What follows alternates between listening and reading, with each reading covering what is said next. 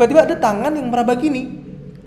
Dan ketika itu dia belum tidur kan, dan dia sadar kalau dia di rumah sendirian, aku di rumah sendirian, ini tangan siapa?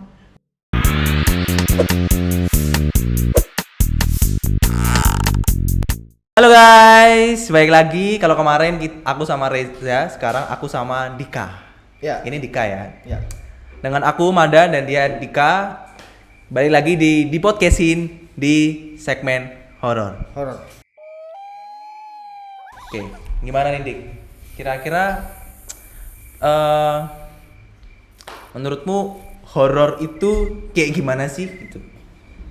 Horor tuh ya, kalau menurutku kita itu merasakan hawa-hawa yang dari luar sana dulu. Oke, hawa-hawa dari luar sana. Maksudnya di rumah-rumah gitu. Luar dunia. Ya. Jadi maksudnya Dika tuh hawa-hawa yang di luar, maksudnya dalam tanda kutip gaib ya. Yang spooky gitu. Spooky. Nah, Dik, aku ada cerita. Ini cerita dari temanku. Iya. Dan cerita ini valid. Oke. Jadi valid guys. Catat valid ya.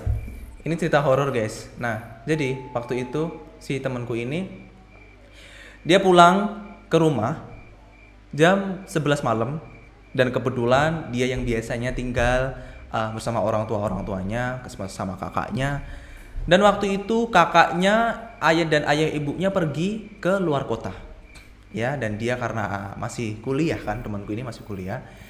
Dia jadinya memilih untuk aku nggak ikut keluar kota deh, gitu. Karena sebenarnya dia udah diajak pergi keluar kota, tapi karena dia memilih kuliah, dia nggak mau. Nah, iya, dia sendirian tuh di rumah. Bener sendirian. Bahkan dia sendirian itu udah hari keempat sebenarnya. Hari keempat. Tapi 4 hari iya, keluarganya pergi keluar kota. Gitu. Oke. Aku kurang tahu ada acara apa di luar kota, tapi bilangnya kalau nggak salah ada saudara yang menikah gitu, katanya begitu. Nah, lalu kemudian dia pulang dari nugas jam 11 malam. Seperti biasa karena dia cowok kan, jadi kayak udah kayak mager, udah pada mager banget. Dia langsung ambil bantal, terus langsung gelar karpet dan dia tidur di depan TV. Depan TV-nya itu di ruang tamu karena dia posisinya di rumah sendirian, maka dia nggak mau tidur di kamar. Karena kayak dia ngerasa kayak aku harus jaga rumah nih gitu. Jadi dia tidur di depan TV biar kalau sewaktu-waktu ada apa-apa dia langsung bangun gitu. Karena letak depan TV-nya itu kan deket ruang tamu tuh, ya kan, dekat pintu utama rumahnya. Nah, dia ketiduran langsung ceritanya tuh. Ketiduran jam 11. Jam 11. Jam 12-nya ketiduran. Jam 11 langsung ketiduran. Dia sampai rumah jam 11 itu benar-benar ambil bantal terus karpet terus dia langsung tiba-tiba udah ketiduran. Dan posisinya itu dia belum bersih-bersih. Pokoknya benar-benar belum bersih-bersih. Pulang langsung tidur ya. Okay. Nah, waktu itu dia cerita kalau tiba-tiba dia bangun di jam 3 malam. Jam 3 pagi. Iya. Ya kan, jam 3 pagi dia bangun. Dia bingung tuh kenapa dia bangun ya jam 3 ya. Kayak ya udahlah, dia kebangun, tapi posisi dia bangun itu bangun yang masih dalam posisi dalam tiduran, bukan bangun yang duduk. Jadi gini tidur melek doang. Iya, melek gitu terus dia ngecek HP. Selayaknya kita kalau bangun ya kan kita ngecek HP gitu kan. Nah, terus dia bangun jam 3, ngecek HP dulu, udah nih mau lanjut tidur lagi ceritanya, niatnya dia. HP ditaruh, posisinya dia itu tidur yang menghadap ke arah kiri. Jadi dia tidur menghadap kiri. Nah, menghadap TV tapi dia hadapnya kiri gitu kan. Nah, terus tiba-tiba nih waktu dia menghadap ke kiri ada tangan yang dia gini ya tidurnya ya, miring gini ya. Yang tiba-tiba tangan gini, cuy. Meraba-raba gitu. Iya, cuy. Dia bilang tiba-tiba ada tangan yang meraba gini. Dan ketika itu dia belum tidur kan. Dan dia sadar kalau dia di rumah sendirian, aku di rumah sendirian. Ini tangan siapa? Karena dia ngerasa kayak wah shit, ini ganjil banget. Ini bukan orang pasti. Dia diem dulu. Dia kayak kaku gitu, kayak orang kalau kadang kan ngelihat hantu kan kayak dia mikir dulu lah. dia mikir ini apa gitu kan, tapi sebenarnya dia tak mikir juga kalau jangan-jangan ini apa gitu kan, jangan-jangan ini hantu gitu kan. Tiba-tiba tangan tuh makin ke arah perut, terus tangan itu udah sepenuhnya kayak kamu dipeluk sama saudara waktu tidur lah. Kayak apa ya istilah orang Jawa mungkin dikeloni gitu ya. Ya, Dikelonin gitu kan. Terus dia kayak shit dia lihat ke tangan, buset. Ke bawah gini loh. Dia lihat gitu. Dia ngeliatin tangannya, buset dah. Itu tangan putih banget, pucet. Dan putih, lengan pakaiannya, bajunya putih. Dia kayak shit man. Ini pasti Mbak Kunti. Dia kayak wah, karena dia Islam, dia langsung kayak dikir bener-bener kayak subhanallah gitu cuy. Kayak anjir ini ganjil banget nih gitu. Ya, dia zikir langsung hilang atau masih tetap? Masih. Anjir. Masih. Dia bener-bener kayak mau pergi, dia nggak bisa karena kadang kan manusia kan kalau kaget terus kalau takut itu kan kadang dia malah diem ya. Ya kaku. Kayak kaku kan, dia bener-bener kaku. Dia mau gerak tuh nggak bisa, bener-bener karena dia kaget ya, badan tuh kaku semua. Terus dia cuma bisa zikir dalam hati, subhanallah. Itu tangan kata dia itu tuh makin erat banget. Makin kenceng gitu. Makin kenceng keloninnya itu. Dia makin gila tuh katanya. Dia bilang ke aku, buset dan sumpah itu jantungku tuh kayak mau copot anjir. Karena aku tuh beberapa kali ngelihat ke arah tangan itu dan tangannya itu bener-bener yang kayak anjir ini tangan putih banget, udah putih, dingin. Terus kukunya pucet. Kukunya panjang-panjang pucet. Enggak yang kotor sih, tapi panjang-panjang pucet. Nah, waktu itu dia kencengin lagi tuh kencengin lagi zikirnya, dan ketika dikencengin mulai nih si tangan ini mulai kayak apa ya, melepaskan eratannya, tapi enggak yang langsung gini, enggak. Pelan-pelan anjir. Kayak nah, dia kayak coba kalau ngelepasnya gini langsung kan beda ya, maksudnya kayak lega gitu. Enggak, ini ngelepasnya tuh kayak anjir, udah gini terus cara ngelepasnya dia tuh bukan yang lemes tangannya, tapi tuh tetap kenceng ke arah badan kayak agak dicakar dikit. Gila tuh. Habis itu udah sampai sini, udah nggak ada tuh tangannya. Udah nggak megang dia lagi. Dia mau cross check kan.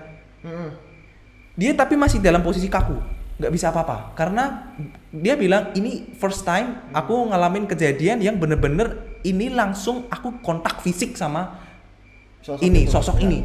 Karena biasanya dia udah sering ngelihat kayak gituan, tapi nggak yang kontak fisik. Ini bener-bener pertama kali di seumur hidupnya dia kontak fisik.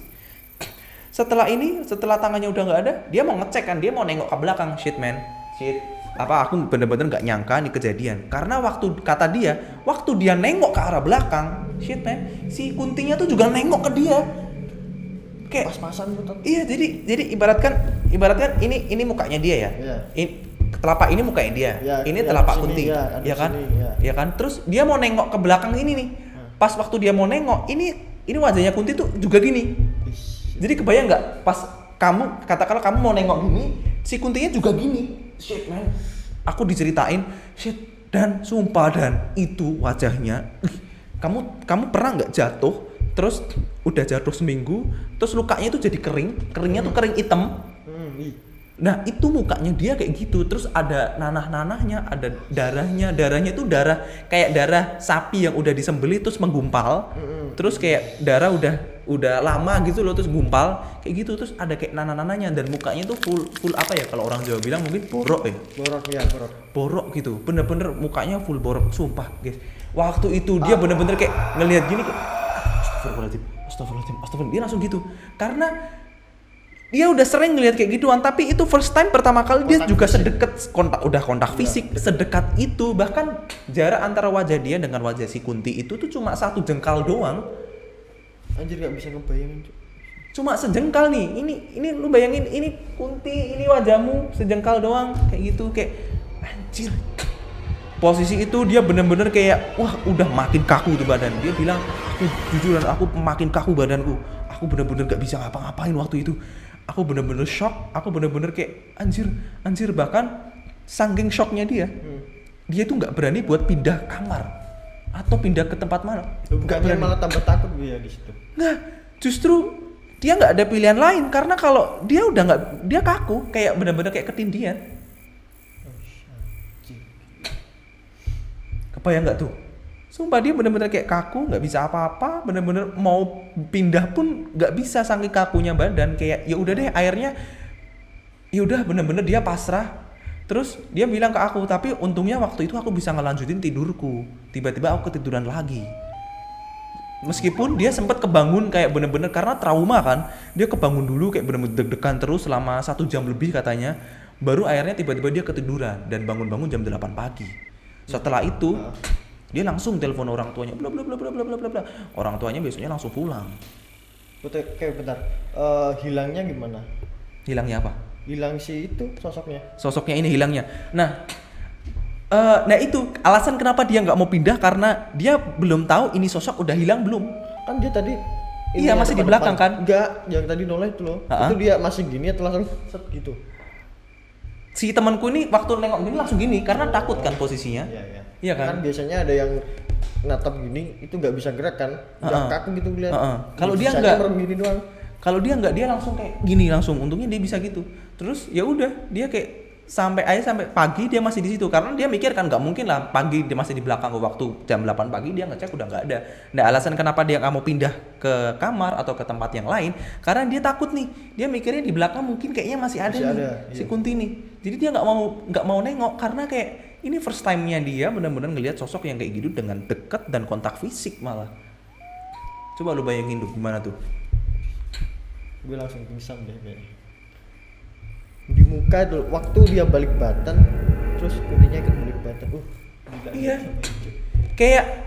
Kayak kamu tuh bener-bener ngelihat film bioskop yang itu real kamu ngerasain jump scare sendiri. gitu. Bener-bener jump scare. Waktu kamu nengok dia juga ngeliatin kamu tatapan muka. Dan shit man. Mungkin kalau mukanya itu yang pucet kayak ya takut, tapi takut yang better lah. Iya. Ini Ada aku ngelihatnya luka. ini mukanya tuh bener-bener yang udah jadi luka kering, borok, ya. ada nanah, ada darahnya. Shit. Kebayang nggak? Di situ aku mikirnya cuma satu, itu darah netes-netes nggak di lantai.